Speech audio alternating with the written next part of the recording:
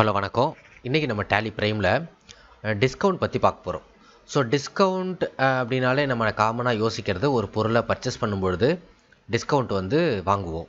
அதே மாதிரி ஒரு பொருளை நம்ம விற்கும் பொழுது என்ன பண்ணுவோம், டிஸ்கவுண்ட் கொடுப்போம். ஸோ இந்த இதுக்கு தான் நம்ம என்ன பண்ணுறோம், நம்ம காமனாக இந்த டிஸ்கவுண்ட்டை யூஸ் பண்ணிகிட்ருக்கோம். ஸோ இது இல்லாமல் வேறு என்னென்ன மாதிரியான ஆப்ஷன்ஸ்க்கெல்லாம் நம்ம என்ன பண்ணுறோம், இந்த டிஸ்கவுண்ட்டை யூஸ் பண்ணுறோம் அப்படிங்கிறதான் இந்த வீடியோவில் நம்ம பார்க்க போகிறோம். இன்னும் நீங்கள் நம்ம சேனலை சப்ஸ்கிரைப் பண்ணலன்னா மறக்காமல் சப்ஸ்கிரைப் பண்ணுங்கள். ஸோ இப்போது நம்ம என்ன பண்ண போகிறோம், இந்த டிஸ்கவுண்ட் அப்படின்னு சொல்லிட்டு ஒரு கம்பெனி ஒன்று க்ரியேட் பண்ணியிருக்கேன். இந்த கம்பெனி மூலயமா என்ன பண்ண போகிறோம், ஒரு பொருளை பர்ச்சேஸ் பண்ண போகிறேன், அந்த பொருளை நான் சேல்ஸ் பண்ண போகிறேன். சேல்ஸ் பண்ணது ஒரு சப்ளையர்கிட்ட நான் என்ன பண்ண போகிறேன், கடனுக்கு வாங்க போகிறேன். அதே மாதிரி கஸ்டமர்கிட்ட நான் என்ன பண்ண போகிறேன், ஒரு பொருளை சேல்ஸ் பண்ண போகிறேன். ஸோ கஸ்டமர் சப்ளையர்கிட்ட இருக்கக்கூடிய அவுட்ஸ்டாண்டிங்கை எப்படி நம்ம டிஸ்கவுண்ட் மூலயமா இந்த வாராக்கடன் சொல்லுவோம், ஸோ அதை எப்படி நம்ம பார்த்தீங்கன்னா இப்போது லெஸ் பண்ணுறது அப்படிங்கிறத பற்றி இதில் நம்ம பார்க்க போகிறோம். ஸோ இப்போ நான் என்ன பண்ணுறேன், பர்ச்சேஸ் போய்கிட்டேன். ஸோ எம்எம்என்கோ அப்படிங்கிற ஒரு சப்ளையர்கிட்ட என்ன பண்ண போகிறேன், நான் பொருளை பர்ச்சேஸ் பண்ண போகிறேன். ஸோ எம்எம்என்கோ under sundry creditor, purchase ledger under purchase account கீழே க்ரியேட் பண்ணியிருப்போம். ஸோ இப்போ நான் என்ன பண்ணுறேன், மதர் போர்டுன்னு சொல்லிட்டு ஒரு ஸ்டாக் ஐட்டம்ஸ் க்ரியேட் பண்ணியிருக்கேன். க்ரியேட் பண்ணிவிட்டு என்ன பண்ண போகிறேன், ஒரு 10 நம்பர்ஸ் வாங்க போகிறேன். ஒன்றுத்தோட விலை 3000 ருபீஸ் வச்சுப்போம். ஸோ இப்போது நான் என்ன பண்ணல, இதுக்கு டேக்ஸ் எனேபிள் பண்ணாமல் இருக்கேன். ஸோ நம்ம டேக்ஸை நம்ம எனேபிள் பண்ணிக்கலாம். So alter purchase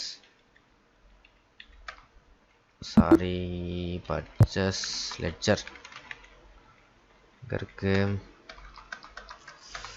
purchase ledger, purchase taxable. So raw material 18%.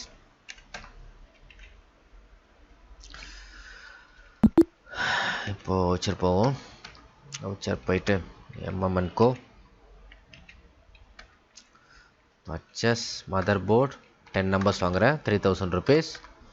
So அதுக்கு ஒன் மோர் என்டர் ப்ரெஸ் பண்ணுறேன். Alt CGST duties and tax, GST central sales tax, SGST duties and tax, so state goods service taxes, state tax. So இதில் என்ன பண்ணுறேன், நான் ஒரு discount. So discount பார்த்தீங்கன்னா நம்ம enable பண்ணுறோம். ஸோ அப்போ discount received under indirect income கீழே க்ரியேட் பண்ணியிருக்கேன்.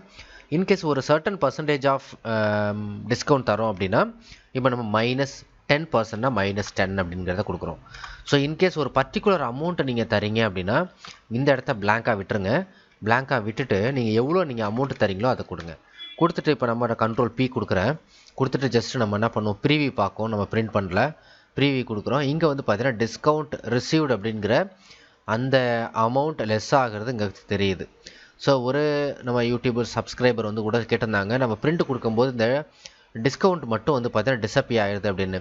ஸோ இன்கேஸ் நம்ம சில டைமில் பார்த்தீங்கன்னா ஏதாவது டிடிஎல் நம்ம அதாவது இந்த இன்வாய்ஸ்க்கான ஸ்பெஷலாக ஏதாவது நம்ம இன்வாய்ஸ் டிடிஎல் ஆட் பண்ணியிருந்தோம் அப்படின்னா நமக்கு பார்த்தீங்கன்னா அந்த டிடிஎல்லில் பார்த்தீங்கன்னா டிஸ்கவுண்ட்ங்கிற காலத்தை இருக்காது. அப்போ என்ன பண்ணணும், நீங்கள் அதில் எடிட்டபிளில் போயிட்டு டிஸ்கவுண்ட் காலத்தை ஆட் பண்ணணும். அப்படி இல்லைன்னா டிடிஎல்லையே என்ன பண்ணணும், நீங்கள் ரிமூவ் பண்ணிவிட்டு நீங்கள் ஒர்க் பண்ணுற மாதிரி இருக்கும். ஸோ இப்போ நான் டிஸ்கவுண்ட்டை 500 ருபீஸ் நான் டிஸ்கவுண்ட் வாங்குகிறேன். ஸோ கண்ட்ரோல் A கொடுத்து நான் சேவ் பண்ணுறேன். ஸோ இதை நம்ம 500 இல்லாமல் ஜஸ்ட் 10% மாற்றிக்கலாம்.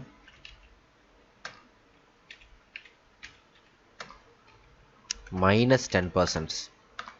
ஸோ கண்ட்ரோல் A கொடுத்து நான் சேவ் பண்ணுறேன். ஸோ இப்போ என்ன பண்ண போகிறேன், இதே மாதிரி நான் பொருளை சேல்ஸ் பண்ண போகிறேன். ஸோ சேல்ஸ் பண்ணுறதுக்கு நம்ம சேல்ஸுக்கு F8.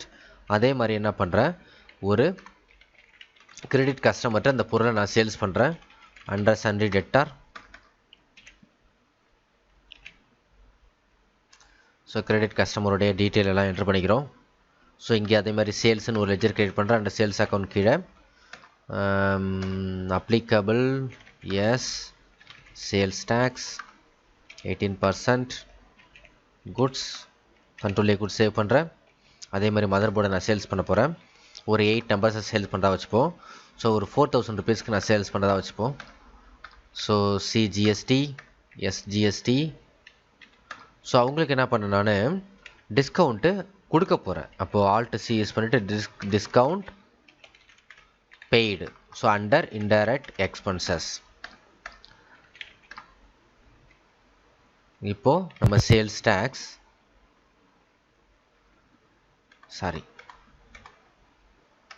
இதில் நம்ம டேக்ஸை எனேபிள் பண்ண போகிறதில்ல. கண்ட்ரோல் ஏ கொடுத்து சேவ் பண்ணுறேன். இப்போ இதில் நான் என்ன பண்ண போகிறேன், 5% நான் வந்து டிஸ்கவுண்ட் கொடுக்குறேன். ஸோ கொடுத்துட்டு கண்ட்ரோல் ஏ கொடுத்து என்ன பண்ணுறேன், நான் இப்போ நான் சேல்ஸ் பண்ணுறேன். ஸோ இப்போது நம்ம பேலன்ஸ் ஷீட் போய் பார்ப்போம். பேலன்ஸ் ஷீட் நம்ம வந்து பார்த்திங்கன்னா இதில் நம்ம பேலன்ஸ் ஷீட்டில் நம்ம வந்து பார்த்திங்கன்னா எவ்வளோ டேக்ஸஸ் இருக்குது, எவ்வளோ சப்ளையருக்கு நம்ம பணம் கொடுக்க வேண்டியதுன்னு இருக்குது. அதே மாதிரி வந்து பார்த்திங்கன்னா நமக்கு பணம் எவ்வளோ வர வேண்டியது இருக்குது அப்படிங்கிற இன்ஃபர்மேஷன்ஸும் இங்கே இருக்குது. ஸோ இன்கேஸ் நம்ம இதை வந்து பார்த்திங்கன்னா நம்ம அந்த எவ்வளோ இது வரைக்கும் நமக்கு டிஸ்கவுண்ட் வாங்கியிருக்கோம், டிஸ்கவுண்ட் கொடுத்துருக்கோம் அப்படிங்கிறத நம்ம பார்க்க ப்ராஃபிட் அண்ட் லாஸில் போயிட்டு நம்ம நெட் ப்ராஃபிட் கீழே பார்த்தோம் அப்படின்னா நமக்கு எவ்வளோ டிஸ்கவுண்ட் மட்டும் எவ்வளோ கொடுத்துருக்கோம், எவ்வளோ வாங்கியிருக்கோம் அப்படிங்கிற இன்ஃபர்மேஷன்ஸ் இங்கே ஷோ ஆகுது. ஸோ இப்போ நான் என்ன பண்ண போகிறேன், இந்த சப்ளையருக்கு நான் பணம் கொடுக்க போகிறேன். சப்ளையருக்கு நான் பணம் கொடுக்கணும் அப்படின்னா நம்ம எப்போதும் போல் F5 ப்ரெஸ் பண்ணுறோம். F5 ப்ரெஸ் பண்ணிவிட்டு பேமெண்ட் மூலயமா என்ன பண்ண போகிறேன், அந்த சப்ளையருக்கு பணம் கொடுக்க போகிறேன். ஸோ அப்போ என்கிட்ட இப்போ அமௌண்ட்டு இல்லை. அப்போ என்ன பண்ணேன், நான் ஃபஸ்ட்டு கஸ்டமர்ட்டேருந்து அமௌண்ட்டை ரிசீவ் பண்ணிப்போம். ஸோ ரெசிப்ட் வவுச்சரை யூஸ் பண்ணுறேன். ரெசிப்ட் வவுச்சரை யூஸ் பண்ணிவிட்டு credit customer. So credit customer 36,160 ரூபா தரணும். ஸோ ஒரு 30,000 ருபீஸ் தராருன்னு வச்சுங்களேன். ஸோ ஆஸ் கேஷாக கொடுத்துட்றாரு. இப்போது அவருக்கு கொடுக்க வேண்டிய 160 ரூபாய் என்ன பண்ண போகிறாரு, டிஸ்கவுண்ட் பண்ணி கொடுத்துட்டோம். அவருக்கு வந்து பார்த்தீங்கன்னா 160 ரூபா நீங்கள் கொடுக்க வேணாம், இந்த அமௌண்ட் பேலன்ஸ் அமௌண்ட் மட்டும் கொடுத்துட்டேன். அப்போ அந்த 160 ரூபாயை நம்ம எப்படி அட்ஜஸ்ட் பண்ணுறது, ஏன்னா அவுட்ஸ்டாண்டிங்கில் காமிச்சிக்கிட்டே இருக்கும். அதுக்கு தான் நம்ம என்ன யூஸ் பண்ணுறோம், ஜேர்னல் என்ட்ரி யூஸ் பண்ணுறோம். ஸோ ஜேர்னல் என்ட்ரியில் போய்ட்டு நம்ம என்ன பண்ணுறோம், அவருடைய டிஸ்கவுண்ட் பெய்டு காலத்தை நம்ம யூஸ் பண்ணிக்கிட்டு அவருக்கு எவ்வளோ 120 ரூபாயை நமக்கு சூஸ் பண்ணுறோம். அதே மாதிரி கிரெடிட் கஸ்டமர். ஸோ இப்போ என்ன பண்ணுறோம், 160 இந்த இடத்துல கிரெடிட் கஸ்டமர். இப்போ என்னாச்சு அப்படின்னா நமக்கு இங்கே வந்து அவருக்கு கொடுக்க வேண்டிய அமௌண்ட் 0 ஆகிடுச்சு. ஸோ இதை வந்து பார்த்தீங்கன்னா நம்ம இது வந்து பேட் கிரெடிட் பேட் டெட்டுக்கு கூட நம்ம யூஸ் பண்ணிக்கலாம். இன்கேஸ் வந்து ரொம்ப நாளாக சில அமௌண்ட் வராமலே இருக்கும், அதை வந்து நம்ம வாங்க வேணான்னு விட்டுறோம்னு வச்சிங்களேன். அதை வந்து நம்ம அவுட்ஸ்டாண்டிங்கில் காமிக்காமல் இருக்கிறதுக்கு அட்ஜஸ்ட் பண்ணுறதுக்கு இதை மாதிரி என்ன பண்ணலாம் அப்படின்னா நம்மளுடைய டிஸ்கவுண்ட் கொடுத்த மாதிரி என்ன பண்ணலாம், நம்ம அந்த அக்கௌண்ட்டை க்ளோஸ் பண்ணலாம். ஸோ அதுக்கு வந்து பார்த்தீங்கன்னா நம்ம என்ன பண்ணுறோம், இந்த ஜேர்னல் என்ட்ரி யூஸ் பண்ணுறோம். ஸோ இப்போ நான் கண்ட்ரோல் ஏ கொடுத்துட்றேன். கண்ட்ரோல் ஏ கொடுத்துட்டு இப்போ நம்ம என்ன பண்ணுவோம், ரிப்போர்ட் போய் பார்ப்போம். Display more report, account book, ledger, credit customer. So credit கஸ்டமருடைய அக்கௌண்ட்ஸ் வந்து பார்த்தீங்கன்னா டோட்டலி வந்து பார்த்தீங்கன்னா 0 ஆகிடுச்சு. ஸோ இங்கே 36,000 கொடுத்துருக்காரு. 160 ரூபாயை நம்ம என்ன பண்ணுறது, எகெயின் நம்ம ஒரு 120 ரூபாய் டிஸ்கவுண்ட் போட்டு விட்டுட்டு நம்ம என்ன பண்ணிட்டோம், இந்த அக்கௌண்ட்டை க்ளோஸ் பண்ணிட்டோம். ஸோ இதை மாதிரி நம்ம அக்கௌண்ட்டை நில் கொண்டு வரதுக்கும் நம்ம என்ன பண்ணலாம், நம்ம இதை யூஸ் பண்ணலாம். ஸோ இதே மாதிரி வந்து பார்த்திங்கன்னா நம்ம ஒரு சப்ளையருக்கு நம்ம பணத்தை பே பண்ணிவிட்டு பேலன்ஸை நம்ம டிஸ்கவுண்ட்டை நம்ம கேட்குறோன்னு வச்சுங்களேன். அதை எப்படி பண்ணுறது பார்ப்போம். ஸோ அப்போது நான் எம்எம்என்கோவுக்கு நான் 32,400 தரணும். ஸோ 32,000 நான் கொடுத்துட்றேன், கேஷாக கொடுத்துட்றேன். கண்ட்ரோல் ஏ கொடுத்து சேவ் பண்ணுறேன். பாக்கி உள்ள அந்த 400 ருபீஸை என்ன பண்ணுறேன், நான் மைனஸ் பண்ணிக்க சொல்கிறேன். ஸோ அப்போது இந்த இடத்துல என்ன யூஸ் பண்ணணும், எம்எம்என்கோ 400, இங்கே வந்து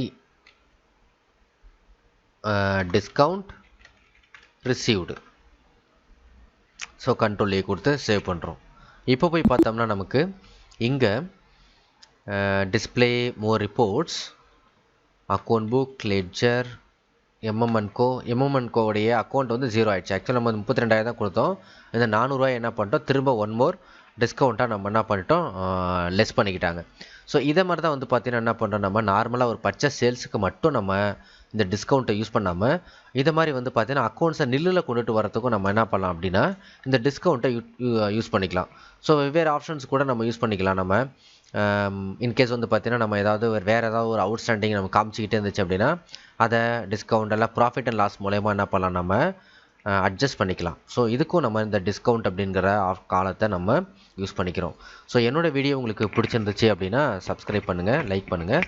மறக்காமல் உங்களுடைய சந்தேகங்களை கமெண்ட் பாக்ஸில் கமெண்ட் பண்ணுங்கள். மறக்காமல் நான் உங்களுக்கு ரிப்ளை பண்ணுறேன். நன்றி, வணக்கம்.